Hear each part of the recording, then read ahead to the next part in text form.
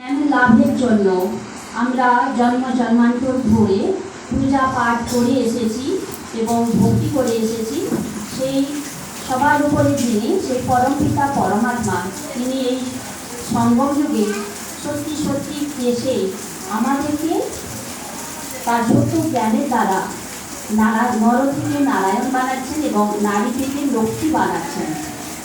তাই এই জ্ঞানের দ্বারাই আসলে এই কলিযুগের অন্তিমে সঙ্গম যুগে আমাদের দুঃখ অশান্তি থেকে মুক্ত হয়ে তিনি করেছেন। এবং এই জ্ঞানের জন্যই আমরা যেটা আবার দাপর যুগ থেকে এই জ্ঞানেরই আমরা পিয়াসী হব এবং এই জ্ঞানের দ্বারাই আমরা চাইব যে সেই জ্ঞান কোথায় আছে, যেটাকে শাস্ত্রতে বলছে ব্রহ্মজ্ঞান।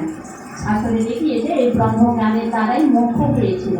তো পরমাত্মা এসে বলছেন যে অ্যাকচুয়ালি মোক্ষ তো কারোই হয় না, কারণ পরমাত্মা স্বয়ং ভগবানও তিনি এই পাঠ থেকে মুক্ত নন। সমস্ত আত্মাই এই শরীর নিয়ে এই সৃষ্টিতে আসে, পাঠ অভিনয় করে এবং পরমাত্মা যার কোনো নিজস্ব শরীর নেই, কিন্তু তিনিও বলছেন যে আমারও কোনো মুক্তি নেই, মোক্ষ নেই, যে আমিও আসি সমস্ত বাচ্চাদেরকে জ্ঞানের দ্বারাই অর্থাৎ শিক্ষার দ্বারাই আমি সবাইকে মুক্তি, জীবন মুক্তি দিই।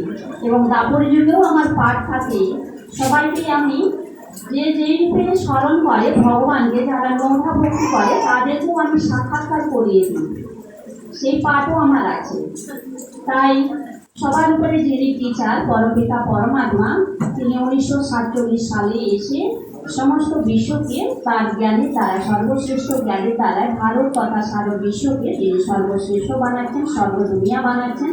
তাই আপনারা সবাই আসুন, যে যার নিকটবর্তী স্থানে এলাকাতে ব্রহ্মাকুমারীর রাজ্য প্রশিক্ষণ কেন্দ্রের অ্যাড্রেস সবাই প্রাপ্ত করে আপনাদের সর্বদুনিয়ার অধিবাসীগণ, এবং আপনার সময় নেই, ঘরে যেতে হবে, সেই ঘরে যাওয়ার জন্য সবাই তৈরি হন এই সর্বশ্রেষ্ঠ জ্ঞান লাভের দ্বারাই।